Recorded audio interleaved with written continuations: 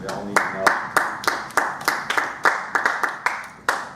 Have you participated in a bad meeting at work that you wish you never was there? It was a complete waste of time. So I read today an article at Forbes magazine saying that each month people spend about 31 hours in unproductive meetings, and the US spends $37 billion on salaries of hours spent in unnecessary meetings. So today you will all learn how to make more productive meetings. So when I started leading meetings back in Brazil in my work, I was not only bad at doing that, but I hated doing meetings. I thought that everyone would criticize my work, everyone would put fingers on me, so I didn't like doing meetings at all.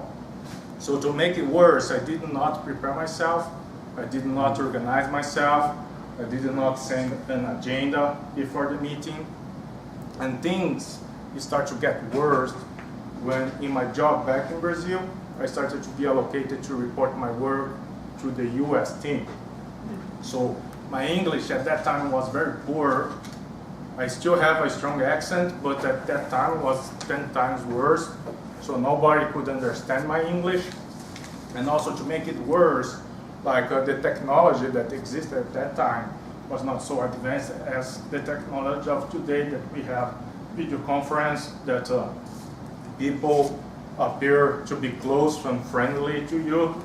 There was that audio conference in the format of a spider, and then the sound was very robotic. So for me, a robotic voice speaking English, it was only Terminator movies, so it made me feel even more afraid and scared of leading meetings. So I think that the turning point was that once my boss came to me and said, Enio, we're not doing a good job on leading these meetings. You need to do something. And she was kind of a mix of angry and concern. And then I asked her, so what should I do? She said, I don't know. You need to figure out yourself. So what would you do in this type of situation? I didn't know what to do. So my first thought was, I will quit this job. I don't want this anymore, right? But at the same time, my willing to overcome this difficulty that I have was stronger. So I started to think about something. So the first thing that I did was to reach out to other managers that was good at doing meetings and ask for advices. Other thing is that I start to observe people that were good at leading meetings. So I started to benchmark their techniques. I started to collect all the materials that they used to present these meetings. So I started to create my own technique. So today I'll show you what's the technique that I came after all this learning process, which is basically ANRP.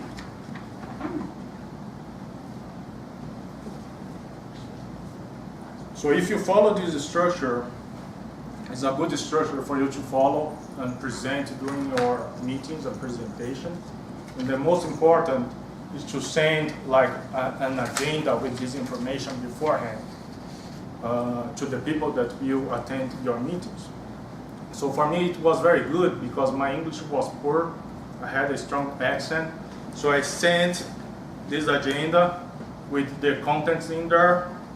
So everything starts to become easier for everybody to understand and have a clear understanding of the status of my work. Because everybody, in order to have clarity in what you're doing, so they need to understand what were the accomplishments so far.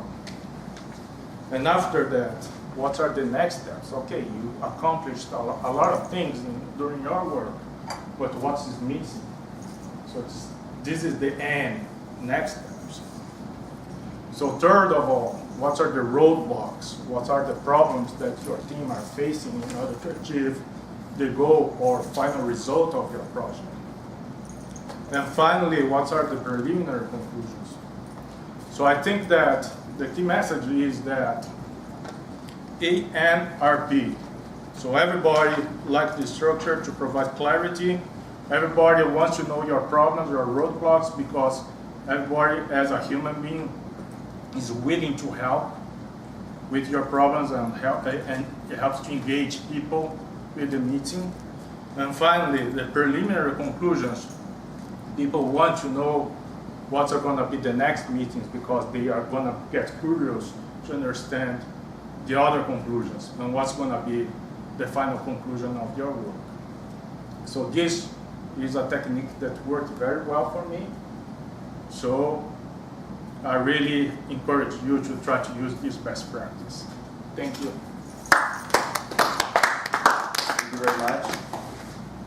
So as somebody that hates meetings in general, I wish everyone would follow that. To introduce our next speaker, Secret to a Good Speech, Part 2. Our next speaker will be giving a half-hour talk at Michigan Avenue Toastmasters in the London House, Hotel, on June 12th at 6:15. Oh, okay. This is an announcement. Yes. This is an introduction. To prepare for this talk, he will be practicing 5-minute sections of his talk to fine-tune his comment